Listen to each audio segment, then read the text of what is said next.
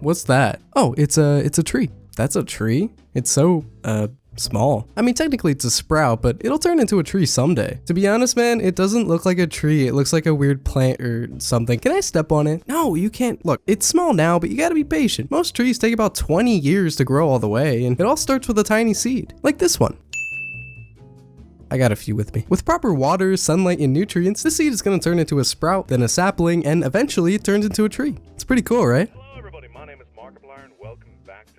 Oh, sorry, I wasn't listening. But like, why would you want to plant a stupid tree? Oh, we should see if we can get a Taco Bell here. What? I like their fries. Whatever, I just think it'll help the environment. Like, think about it. Do you want a taco or do you want to save the world? Actually, I kind of want the taco. Can I have it? No. Fine. So when is this thing gonna grow? Oh, it's gonna take a while.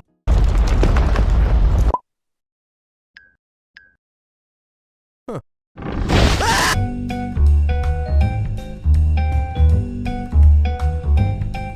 Hi, my name is Bob, and today I wanted to talk a little about trees. So if you've been watching YouTube lately or keeping up with social media, you might have noticed that a lot of people are talking about trees. I first saw it on Twitter. Then I opened up YouTube and saw that trees were everywhere. YouTube was literally a forest of tree videos for a few days. This is because MrBeast recently hit 20 million subscribers, and with the help of Mark Rober and the Arbor Day Foundation, MrBeast set a goal to plant 20 million trees before 2020. The premise is that you can go to the website TeamTrees.org and donate $1 to get one tree planted. And according to the website, they've already planted 13, 14, 15 million trees, and they're pretty close already. A lot of people from all over the world donated to TeamTrees, including the odd ones out, Jeffree Star, PewDiePie, Twitter, YouTube, and Elon Musk with an astounding 1 million trees. You can check the website yourself to see all the donations, or if you want to donate yourself. I personally think this is a great cause and an incredible way to help the planet, so I spent a few days just doing a bunch of research on trees, and I learned some pretty interesting stuff. And to be honest, I don't really know what to do with all this random tree knowledge now besides spouting tree facts at the dinner table, so maybe you'll find this video interesting. Okay guys, so let's learn about the history of trees.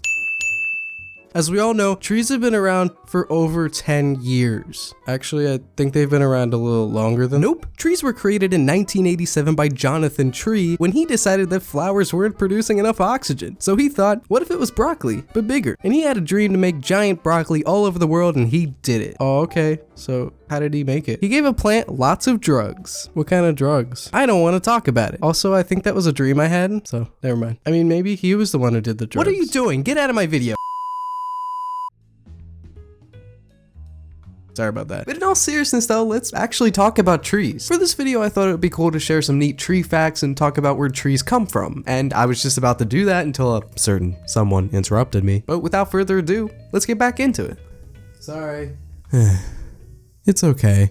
Really? No. Anyway, there's really no way of telling where and when the first tree was made. You can take a guess at how old a tree is by looking at the dark rings of a tree and counting them, each one being a year. You could also measure the circumference or look at its root system. Using these methods, we can take a good guess at how old these trees are. Many think the first tree on Earth might have been the Watieza tree in New York. I hope I'm pronouncing that right. This tree no longer exists, but fossils have been found that suggest that this is one of the first, if not the first, trees in existence over 385 million years ago. And we've come to understand that the Earth is about 4.5 billion years old. But science says forests were being developed only 400 million years ago. So for billions of years, trees didn't really exist. But now it'd be weird to imagine our planet without them. At one point, the Earth was just one big Pangea, but later split and turned into the various continents we see today. This was around the time we first started seeing trees. But they weren't always as big as they are now. For a while, every tree was only a few feet tall, and at one point there were giant mushrooms everywhere that were taller than the trees. Some would be like 30 feet tall. Like imagine walking outside and seeing tiny trees and giant mushrooms and that was just a normal thing. Yeah, this is fine. But once we got some hardwood trees a few million years later, the mushrooms got a lot smaller. The trees I find interesting are the ones that are still around thousands of years later. Some of the oldest trees in existence are carefully preserved and studied. And apparently the locations of some of the oldest trees are actually kept a secret so people don't damage them. But some of the ones we do know about are the Methuselah Pusilla, which is nearly 5,000 years old, the old Tajiko, which is about 10,000 years old, and the Pando is estimated to be about 80,000 years old. While all trees go through a cycle of life and death, it's fascinating to study the trees that have been around longer than any human or animal. The only animal that could possibly live that long is an immortal jellyfish, which can actually de-age and technically live forever. But I'm not sure any jellyfish has lasted more than a few hundred years. It's also really interesting to see the tallest trees, like the alpine ash at 288, the centurion at 327, and the Hyperion tree at 380 feet in California is supposedly the tallest tree ever. And keep in mind, these aren't the oldest trees either. It's kind of like having a younger brother that's 10 feet taller than you and somehow defies all logic of aging and growth. So while we don't know everything about the first trees on Earth, we do know how they're made and how to make more. But you may be wondering, what's the point of planting trees? Well, I learned that they do a lot more than just give us shade and oxygen. Of course, we all know that they make paper and wood and like a bunch of other things, but trees do a lot more than give us useful resources. So we know that trees help the air, but how much exactly? Well, apparently a 100-foot tree provides 260 pounds of oxygen each year. And yes, apparently oxygen can be weighed in pounds. This means 2 mature trees can provide oxygen for a family of 4. Trees also absorb carbon dioxide, sulfur dioxide, carbon monoxide, and a bunch of other harmful stuff in the air. Trees also filter the dust, cool us off, and even release chemicals that can help with stress. And trees aren't just integral to our health, but deeply rooted in our past.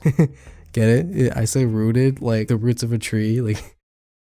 I'm so sorry. A few examples of this are, of course, Adam and Eve, the Charlie Brown tree, the Lorax, Isaac Newton and the apple tree, the Bodhi tree where Buddha reached enlightenment, the Ewoks and the forest moon of Endor, the movie with the blue people, and all of the stories about trees in Greek mythology, religion, and folklore. In other words, trees are a pretty big deal. They get more attention and have lived longer than any living being, including Beyonce, BTS, and really big turtles. Seriously though, trees are pretty important, and we're lucky to say that the Earth has around 3 trillion trees on Earth right now. For every one human on Earth, there's about 400 trees. However, 571 plant species have been wiped out in the past 200 years alone. And with the Amazon forest fires and the California wildfires, and not to mention Australia, which is literally on fire as I'm recording this, so. Along with deforestation wiping out 15 billion trees a year and only giving back 5, we're losing a lot of trees. And we're losing them fast. And honestly, we need Smokey the Bear and the Lorax now more than ever.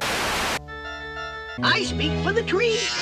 But seriously, I feel like a lot of people need to understand that climate change is genuinely becoming a much bigger issue. Over 11,000 scientists have declared that we are in a climate emergency and we need to start taking this more seriously. And because of how bad it's gotten, some people even think that doing things like TeamTrees is pointless because we're doomed to the end of the world. And that is a bummer and half true, I guess. But honestly, why not try? You know, if the 20 million tree goal is reached on TeamTrees, it's a great start. There's also other tree websites out there, like Ecosia, the browser and search engine that plants trees whenever you browse the internet. There's also other campaigns out there like Stand for Trees, One Tree Planet, but TeamTrees is one of the first to get such a huge amount of support in such a short time, and it's the one that everyone's talking about, and that's awesome. But some people are also wondering, what's gonna happen when you plant a tree? The first thing you need to make a tree, obviously, is the seed. Let's say you have a seed and you put it underground. When that seed is in the dirt, it only has a limited amount of food in the hopes that it'll reach the surface in time. If it doesn't reach the surface, it's kind of like running out of food in an underground bunker when the world is ending. If it runs out of food before it comes out of the ground, it's done for. If it does reach the surface, it'll get the rest of its food from the sun, and that's called photosynthesis, aka the thing you probably heard about in 2nd grade. Eventually, when a tree gets super tall, it has to carry water from its roots all the way to the top of the tree. The average tree is like 30 flights of stairs, and all of that tree needs water. Think of the roots of a tree as kind of like the veins in your body, with water traveling all throughout. But instead of a 5-foot, 6-foot human, it's a being that's 50, 100, or even 300 feet tall. And instead of getting energy from a cheeseburger, they get it from the sun. And what's really interesting is that people have been studying trees for a long time, and it's still amazing what trees can do. Kind of like a bee who defies all laws of aviation, a tree transporting water so high up seems to defy gravity with the way it's structured, and no one can really explain why it's possible. So to sum it up, trees are a lot cooler than humans. humans and much more efficient. However, because we're humans, our 300 years of pollution has sadly been adding up. We suck, man.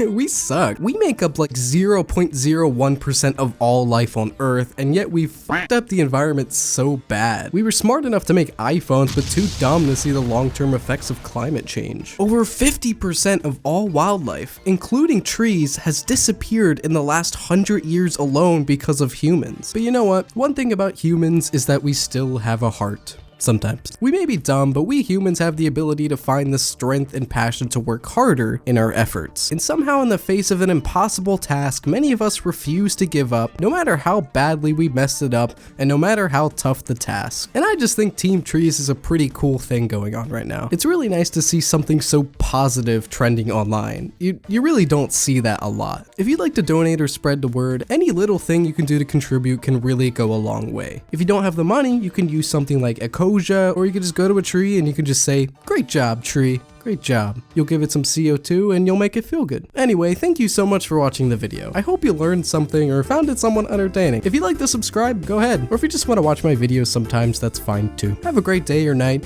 and as always, good vibes, everyone.